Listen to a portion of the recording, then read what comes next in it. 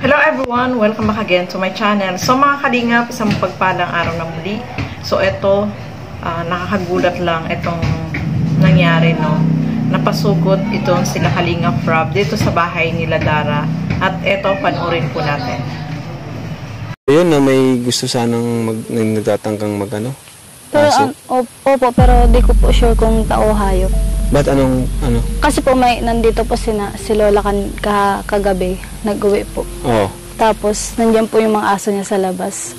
Tapos, parang mga, mga bago mag-12 na umaga, parang may nag-ano po. 12? Madaling araw? Ating gabi? Opo. Tapos parang pong may nag-ano po, parang may pinagpipilit pong pumasok. Pero may aso naman po dyan. Pag may tao po kasi parang nagbabatok po sila. Pero nung time na yun, hindi bumabatok. Pero meron po talagang sing ganyan-ganyan po. Kasi po yung kadena po, baga, pag ginaganyan-ganyan po na ano po talaga siya. Tapos pagbalik ko po ulit, nag-hig up ako ulit. Tapos nagbalik na naman po ulit, nagpara ano na naman po. Tapos yung parang nag-chat pa ako, kinakabahan pa ako ng tapos yun po. Pero sa tingin mo, parang hindi siya hayop? Ano pa wala pa akong nakita. Parang tao? Tao, ano. Hindi, pero parang tao yung pag ganun-ganun? Ano, parang oo po. Kasi po ano. Pero ano lang po, mahina lang po na nalakas na hina po. Nakatakot naman nun. Yun nga, kaya nag-alala din talaga kami ng sobra nung time na yun, nung nag-chat ka. Alas 12 pati, ano? Opo.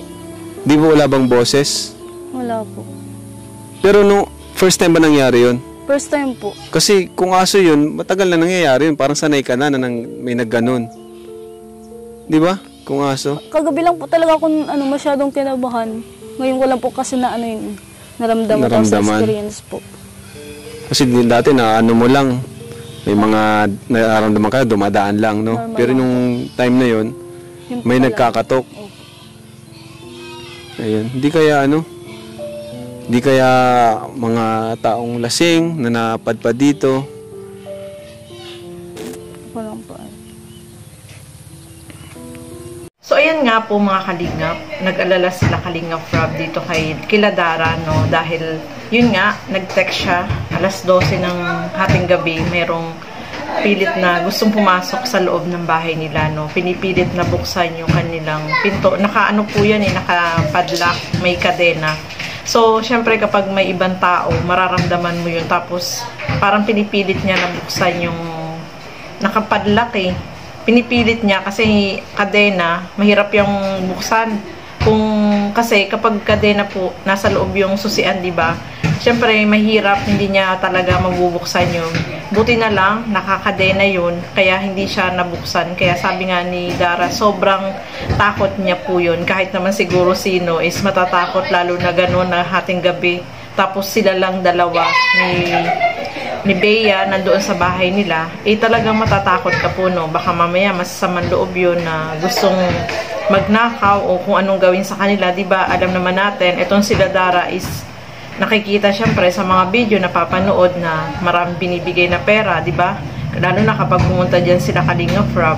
So, baka yung gustong pumunta doon, gustong magnakaw, kung anong gawin sa kanila, di ba?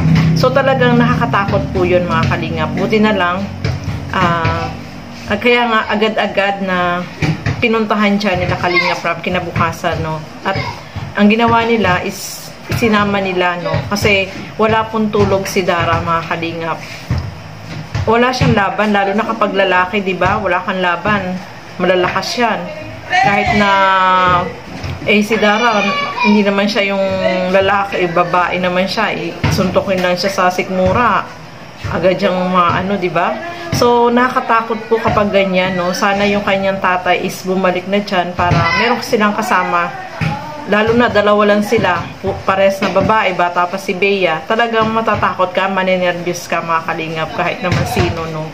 So, yung ginawa nila Kalingap Rob is pinuntahan agad dyan, sinundo, na sinama sa bahay nila para kahit papaano yung nervyos ni Dara ay mawala at saka makatulog siya ng maayos. Kahit naman ako Siyempre, ako, matatakot ako, lalo na wala silang kasama. May lola nga nandun sa kapitbahay, pero hindi naman nakakadinig kasi medyo may pagkabingi si lola, no?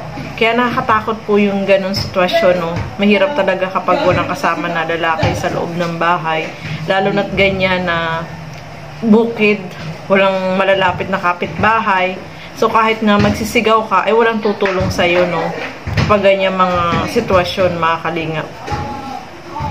So, ayan, inaksyonan agad nila Kalingap Rob, isinama sila Dara, si Bea, doon sa bahay nila mga Kalingap para kahit papaano is makarelax man lang, no? Kasi wala pa naman pumpasok mga Kalingap, kaya mas okay yun na isinama ni Kalingap Rob para yung loob, yung takot ba ni Dara is mawala mga Kalingap, no? So, ayan, maraming salamat po sa inyong panonood. At lagi natin suportahan lahat ng mga Kalingap partners, lahat ng Kalingap reactor. Siyempre, Bal Santos Matubang, Kalingap Rob at Edna Vlogs at yung aking YouTube channel, Gandang Emmy. Sa mga hindi pa po nakapag-subscribe, please subscribe and please hit the notification bell para lagi po kayong updated sa aking mga ina-upload na mga reaction video. Maraming salamat po at hanggang sa muli. Bye-bye!